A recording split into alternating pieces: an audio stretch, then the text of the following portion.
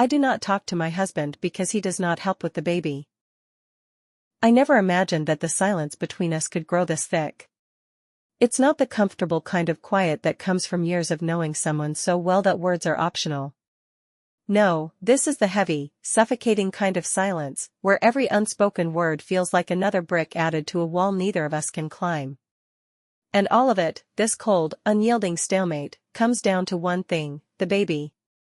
Before I get into it, let me back up. My husband, Nick, and I used to be that couple everyone envied. We laughed at the same dumb jokes, finished each other's sentences, and even managed to make IKEA furniture assembly look like a team sport. When I was pregnant with our daughter, Hazel, we'd daydream together about what life would be like as a family of 3. He promised me he'd be the kind of dad who'd show up for every soccer game and nail every science fair volcano. And I believed him, not just because he said it, but because Nick has always been dependable. If he said he'd do something, he'd move mountains to make it happen. Or so I thought. Hazel was born on a rainy Tuesday morning in June. I remember the sound of the rain against the hospital windows, soft and rhythmic, like nature's own lullaby. Nick was there, holding my hand through every agonizing contraction, whispering encouragement in my ear. When Hazel finally arrived, he cried more than I did. It felt like the 3 of us had just stepped into the beginning of something magical. But somewhere between those first blissful weeks and now, the magic fizzled out. The first signs were small, almost imperceptible. Nick would come home from work and sit on the couch, scrolling through his phone, instead of asking how my day went.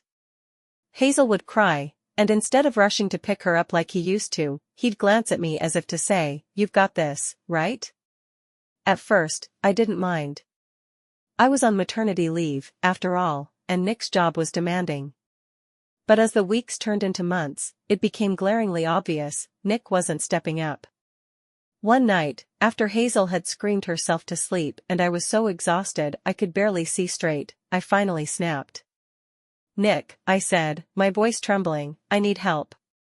I can't do this on my own." He looked up from his phone, clearly annoyed at being interrupted. "What do you mean?"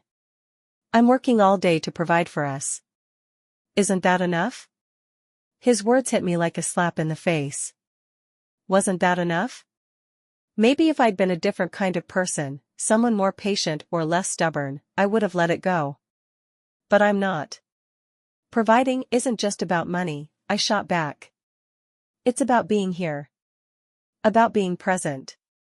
We argued that night, the kind of argument where both people say things they don't entirely mean but kind of do.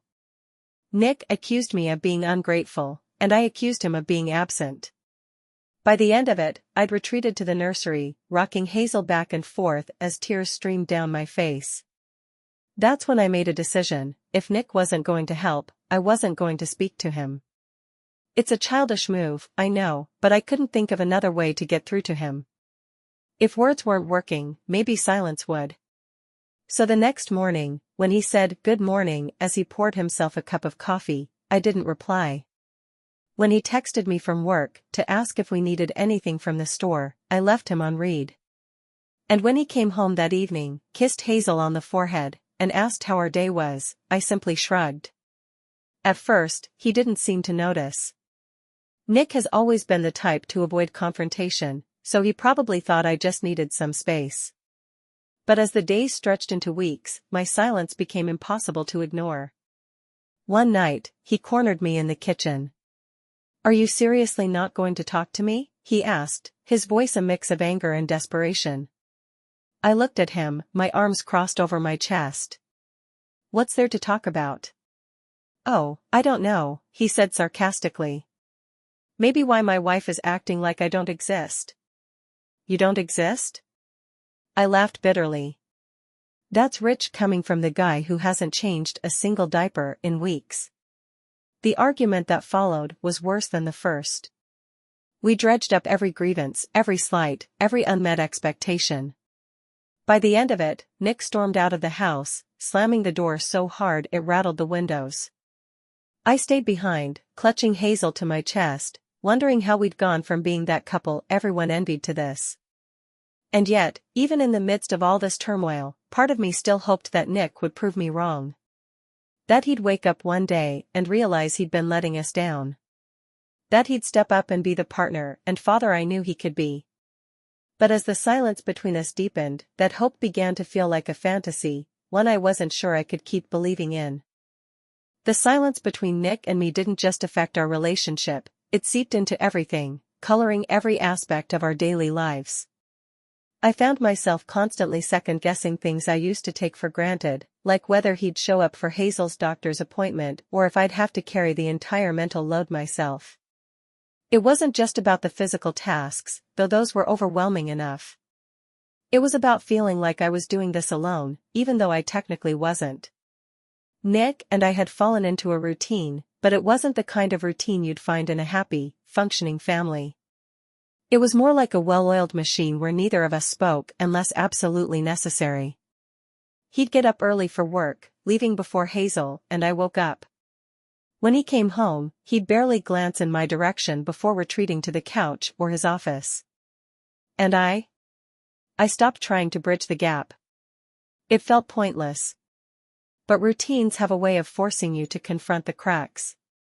One Saturday morning, the three of us were finally in the same room for longer than 5 minutes. Hazel was in her high chair, babbling happily as I fed her little pieces of banana. Nick sat across from me, sipping his coffee in silence. Out of nowhere, he said, "I think we should talk." It was the first time he'd acknowledged the elephant in the room in weeks. I raised an eyebrow, but didn't say anything. "Look, I know things haven't been great," he continued. His voice was careful, measured, like he was stepping around a landmine. "But I don't understand why you won't just talk to me. How are we supposed to fix this if you won't even tell me what you need?" I set Hazel's spoon down and folded my hands on the table. "You want to know what I need? I need you to show up, Nick. I need you to be here for me and Hazel, not just physically but emotionally. I need to know that I'm not in this alone." His face hardened. "That's not fair. I've been working my ass off to provide for this family. Do you think I like coming home to a wife who won't even look at me?" I opened my mouth to argue, but before I could, Hazel let out a delighted squeal. She had managed to smash her banana into the tray of her high chair, and she was grinning proudly at her messy masterpiece. Nick and I both looked at her, and for a moment, the tension between us dissolved. We laughed, not the forced, polite kind of laugh, but a genuine one. It was the first time in what felt like forever that we'd shared a moment of connection. But just as quickly as it came, it was gone. Nick stood up, rinsed his coffee mug in the sink, and left the room. That fleeting moment of levity stuck with me for the rest of the day. It reminded me of what we used to have, of how easy things had been before Hazel, before the weight of responsibility crushed us. I didn't want to lose that completely. But I also didn't know how to get it back. As I put Hazel to bed that night, I thought about the kind of family I wanted her to grow up in. I didn't want her to see her parents as two distant strangers who happened to live under the same roof. I wanted her to feel surrounded by love, by teamwork, by a partnership that showed her what healthy relationships looked like. And right now, we were failing her. Lying in bed that night, I stared at the ceiling, my mind racing with questions. Was this just a rough patch, or were we fundamentally broken? Could we find our way back to each other, or had we drifted too far apart? I didn't have the answers, but I knew one thing for sure, something had to change. Thank you for watching. Don't forget to subscribe and like.